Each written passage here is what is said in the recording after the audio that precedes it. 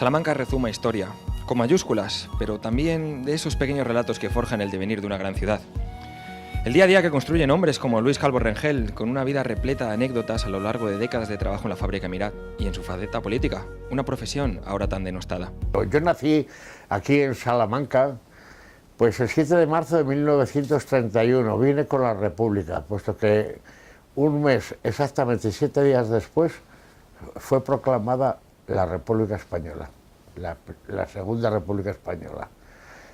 Nací en la calle Meléndez número 27, un sitio que, bueno, que entonces era muy corriente que gente humilde, o los trabajadores, pues vivieran en el centro de la ciudad, las viviendas ya de muchos años, y bueno, pues en el número 26 de la calle Meléndez nací.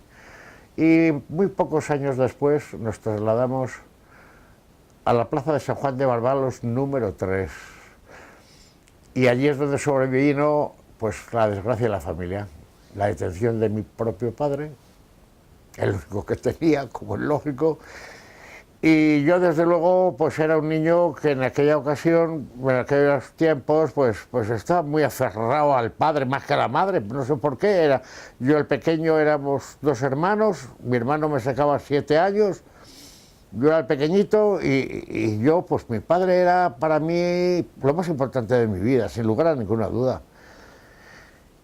Esto en un contexto de una familia pues muy católica practicante, mis abuelos paternos precisamente, y los maternos también, pero los paternos que vivían en Salamanca habían tenido un hijo sacerdote, que a su vez se hizo, por oposición, se hizo capellán castrense y estuvo en la Guerra de África, y dijéramos, había sido pues el promotor de traer a toda la familia del pueblo aquí a Salamanca. Primero trajo a mi familia paterna, la trajo a Ledesma, donde estuvo de coadjutor. Luego ya se vino a Salamanca, donde estuvo de coadjutor en la iglesia de San Sebastián. Y luego después, pues mientras tanto, pues el cura se ocupaba de darle cultura a sus hermanos. Luis Calvo fue protagonista principal del movimiento obrero durante los años del franquismo. Estudió para ingresar en magisterio, pero él quería ser mecánico. Así comenzó su carrera desde aprendiz en la fábrica Mirat hasta llegar a ser el encargado de la planta química. Me preparó don Desiderio a mí y a otros 3 o 4 para el ingreso al magisterio. Quería que fuera maestro. Ella tenía 13, 14 años. De tal manera de que yo me examiné, aprobé el ingreso, y mira por cuánto aquel año, era verano, enferma don Desiderio y fallece. Y yo cuando ya empieza el curso, yo empezaba a ver que mi madre, que trabajaba, por cierto, y que mi madre trabajaba en la limpieza de la Facultad de Medicina, la pudieron colocar los familiares, puesto que los familiares eran bastante influyentes. Y luego por la tarde, en el gobierno civil, tomar nota, en el gobierno civil, a su marido le habían fusilado, sabían de sobra nuestra ideología, pero mi madre era una señora también muy puesta en su sitio y nunca tuvo nada que decir nadie, ni hubo amoríos, ni historias, ni nada, se dedicó nada más a eso, a darnos cultura a sus hijos. Era yo y mi hermano nada más. Mi hermano ya acampaba por sus respetos, era mecánico, y yo quería ser mecánico como mi hermano. Entonces yo a los 14 años entré a trabajar, me facilitaron ese acceso al trabajo precisamente la familia Urbina, que son de los Miraces. Y entré de aprendiz de mecánico en el taller mecánico de la fábrica de Mirat. Empecé de mecánico y, lógicamente, con inquietudes, ya empezaba yo a vislumbrar con inquietudes sindicales, de tal manera de que yo allí, pues, teniendo 14, 16, 17 años, pues nada, pero ya a los 18 ya consigo la oficialidad de tercera. Muy poco tiempo después, con relaciones con los jefes en ese sentido, algunas veces presionándolos, porque yo, vamos, era una persona que trabajaba bien y que tenía facilidad para el ajuste y el montaje de maquinaria y tal. Y allí estuve trabajando por muchos años. Exactamente al final mío fue pues cuando ya me meto en política. No he trabajado en otro sitio más que porque yo hubo una etapa en mi vida en la que cuando yo veía que yo no conseguía tener un cargo de importancia al ser el maestro del taller, no anduve con narices, me presenté al jefe, le pedí la cuenta y casi se me tiraba de los pelos don Jerónimo Ortiz de Urbina. Y me fui a Francia. En Francia tuve la categoría que aquí no tenía, porque yo entonces era oficial de segunda, y en Francia cuando me hicieron una prueba me dieron la categoría de P3. P3 allí en Francia es aquí el oficial de primera, es el orden inverso, el P3 de primera, el de segunda, el P2 y el PAN el de tercera. Y aquí es oficial de primera, segunda y tercera. Bueno, pues llevaría 2 meses trabajando allí, satisfecho con mi trabajo y de verdad, pasándolo muy bien, en París, en la Courneuve, y entonces es cuando mi jefe me llama, don Jerónimo Ortiz de Urbina, que me venga para que quiere hablar conmigo. Y me vengo, voy a la fábrica, me presento a él, y me dice que si quiero ser encargado. Por supuesto que quiero ser encargado, pues haz el favor, ya estás aprendiendo, te tienes que aprender a formular química inorgánica, aprenderte las valencias, aprender los símbolos, y eso se encarga el químico de darte clase, y si en 3 meses me has aprendido a formular, Luis, tú vas a montar la fábrica Forterra. Habéis oído hablar de Forterra, que es un producto, un fertilizante, NPK, nitrógeno, fósforo, potasio, la fábrica de Mirada. El destino quiso que su compromiso con el movimiento obrero le condujera hasta la política. Un camino que no deseaba seguir después de que su padre fuera represaliado al estallar la guerra civil. En aquella ocasión la UGT estaba peleándose mucho con el Partido Socialista. Os hablo del año 64. En el año 64, cuando el Congreso de Suresnes, de tal manera de que yo no pude optar porque yo no era militante del Partido Socialista. También nos reuníamos en clandestinidad en el mismo lugar.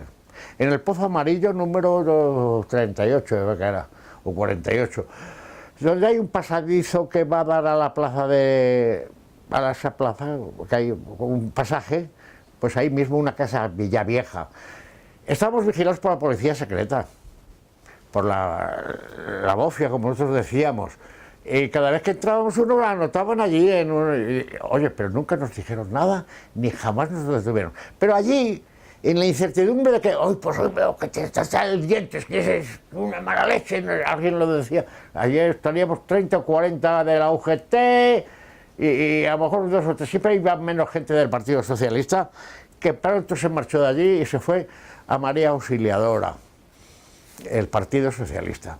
Y nosotros luego ya también, poco tiempo después, como sería en el año ya 74, 75, nos fuimos a la avenida de Miraz, número, no sé, el número ya no lo recuerdo, pero en la proximidad de la Puerta de Toro, y allí enseguida, allí estamos en un principal, y es cuando ya hay elecciones para la Unión Local de Salamanca, que se celebraron concretamente en el Salón de Actos de la Delegación de Cultura que estaba ahí en Canalejas. Candidatos para secretario general de la Unión Local de Salamanca. Había Unión Local y Unión Provincial. Y era como ser secretario general solamente de la capital.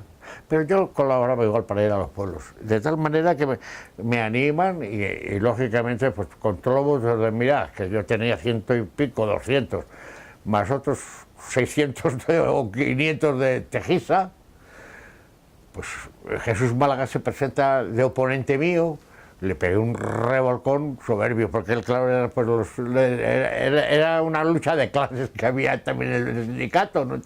Los universitarios eran una cosa, y los que eran maestros y médicos y tal, los profesores que había, ¿no?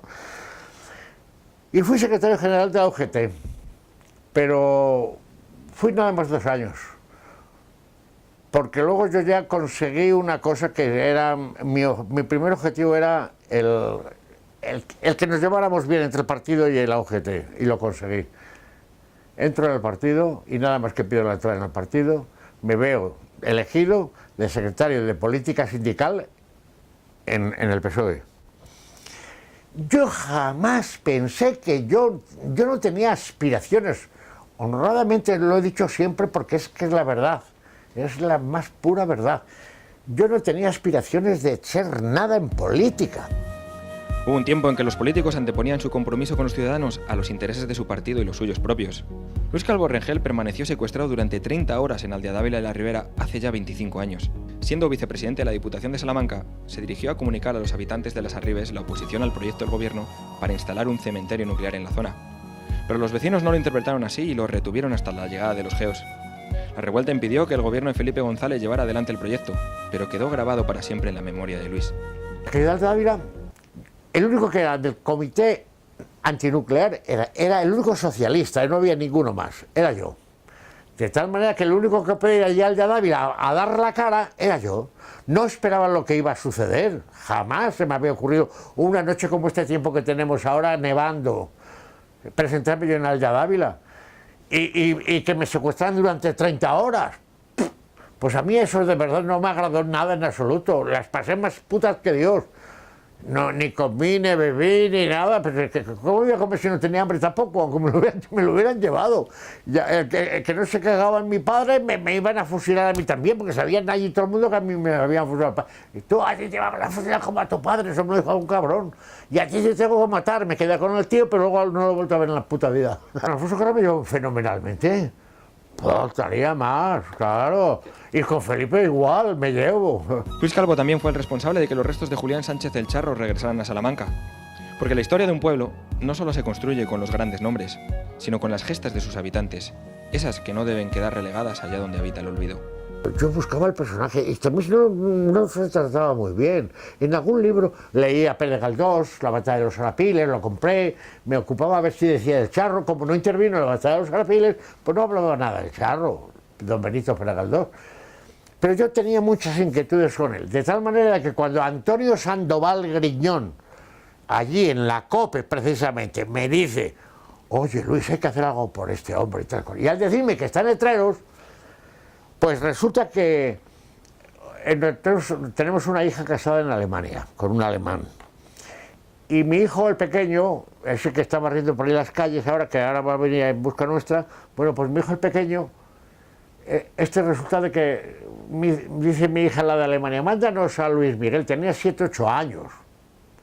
Bueno, no se lo llevaron ellos, pero luego lo mandaron para acá en avión, y había que ir a buscarlo. Después de lo de Antonio Sandoval, había que ir a buscar al niño a Brajas, ¿no? Como todo el mundo cuando va a buscar a alguien.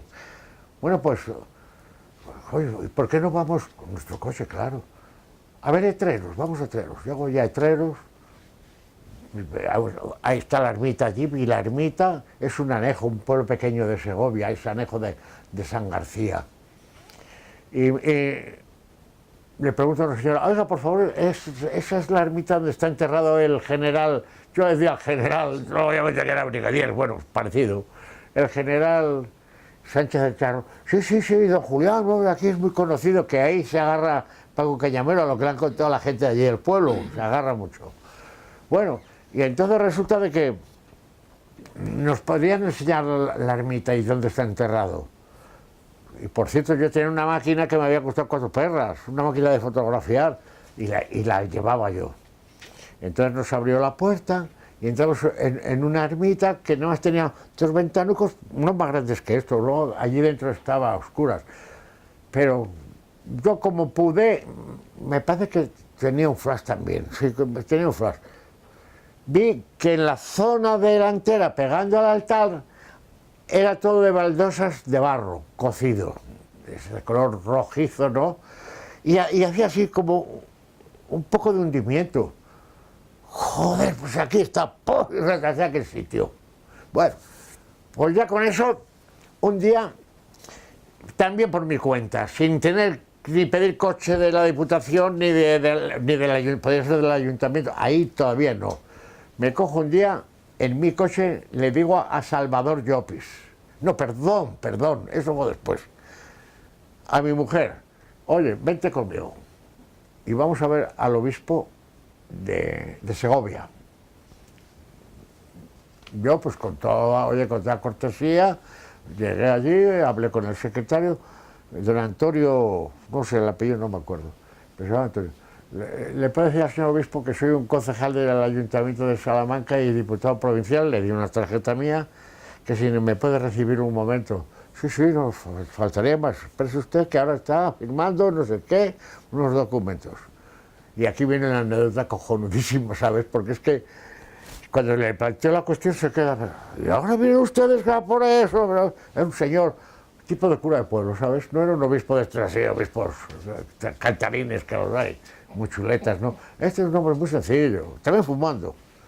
Echa un cigarro, echa un cigarro, me habla de tú, me puedes hablar de tú, muy campechano, como Don Mauro, un obispo que tuvimos, que también fui muy amigo de él. Ese me tiró la tapia de allí al cementerio civil, ese se lo pinchó y me la tiró, y le resolví cómo la tiraba.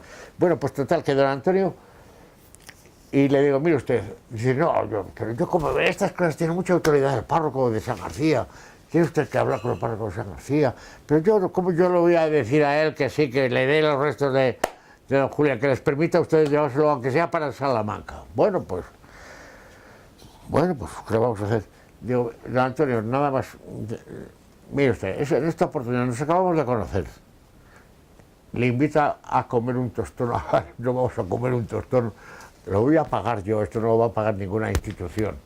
Y dice el hombre, me cago en la mar, solamente por ese detalle que ha tenido se va a llevar usted los restos del charro. ¡Échale cojones! ¡No fue!